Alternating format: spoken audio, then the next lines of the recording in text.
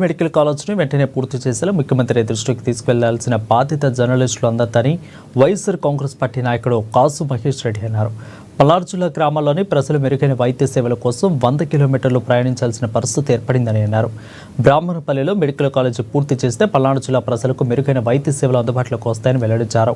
తుపాకీ తూటా కన్నా జర్నలిస్టుల పెన్నుకి చాలా శక్తి ఉందని, జిల్లాలోని జర్నలిస్టులు మొత్తం మెడికల్ కాలేజీపై నిష్పక్షపాతంగా వార్తలు రాసి వార్త ముఖ్యమంత్రి దగ్గరికి వెళ్తే వరకు కూడా చూడాలని ఆయన కోరారు. నివసిస్తున్న ప్రతి జర్నలిస్ట్కి విజ్ఞప్తి చేస్తున్నాం, ఈ వీడియో రిలీజ్ చేస్తున్నాం.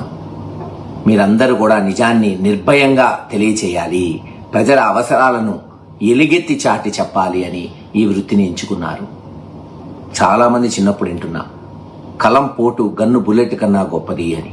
ఈరోజు ఆలోచించండి, పల్నాడు ప్రాంతం 1947 నుంచి 2019 దాకా జగన్మోహన్ రెడ్డి గారు ముఖ్యమంత్రి అయ్యేదాకా గురజాల మాచల్లో కనీసం సరైన హాస్పిటల్ ఉందా? ఏదో గురజాలలో ఒక 30 పడకల హాస్పిటల్, అక్కడ ఇంకొక 30 పడకలు, పబ్లిక్ హెల్త్ సెంటర్లు ఓ 10-15, అంతా కలుపుకుంటే 60 పడకల హాస్పిటల్లు మాత్రమే, చిన్న చిన్నవి పబ్లిక్ హెల్త్ సెంటర్లు, కమ్యూనిటీ హెల్త్ సెంటర్లు మాత్రమే ఉన్నాయి. బ్రహ్మాండంగా పిల్లలు చదువుకుంటున్నారు, కానీ సరైన డిగ్రీ కాలేజ్ కానీ, ఇంజనీరింగ్ కాలేజ్ కానీ, మెడికల్ కాలేజ్ కానీ ఉందా? కేవలం ఒకే ఒక్క డిగ్రీ కాలేజు, అది కాసు బ్రహ్మానంద రెడ్డి గారు మాచల్లో స్థాపించిన కాలేజ్ మాత్రమే ఉంది. మరి అందుకే జగన్మోహన్ రెడ్డి గారు ముఖ్యమంత్రి అయిన వెంటనే, నేను ఎమ్మెల్యే అయిన వెంటనే ఆయన్ని మెడికల్ కాలేజ్ హాస్పిటల్ అభ్యర్థించాం. ఆయన 500 కోట్లతో శాంక్షన్ చేశారు. పిడుగురాళ్ల సమీపాన మరి 50 ఎకరాల్లో 12 లక్షల చదరపడుగు, ఊహించండి. ఉమ్మడి గుంటూరు జిల్లాలో కూడా ఒకే చోట 12 లక్షల చదరపడుగు బిల్డింగులు ఎక్కడా లేవు. నేను చెప్పేది పల్నాడు జిల్లా కాదు, గతంలో ఉన్న ఉమ్మడి గుంటూరు జిల్లా 17 నియోజకవర్గాల్లో.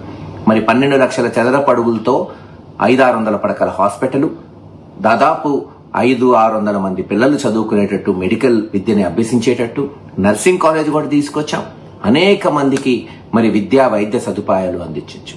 ఈ రోజున గురజాల మాచల్లో ఎక్కడ యాక్సిడెంట్ అయినా లేదు, ఎవరికి ఏ ఆపద వచ్చినా, చివరికి ప్రసవించాలనుకున్నా మారుమూల గ్రామాల నుంచి 70, 80, 90 కిలోమీటర్లు పోయి నసరావుపేట, గుంటూరు, విజయవాడ చూపెట్టుకోవాల్సిన పరిస్థితి.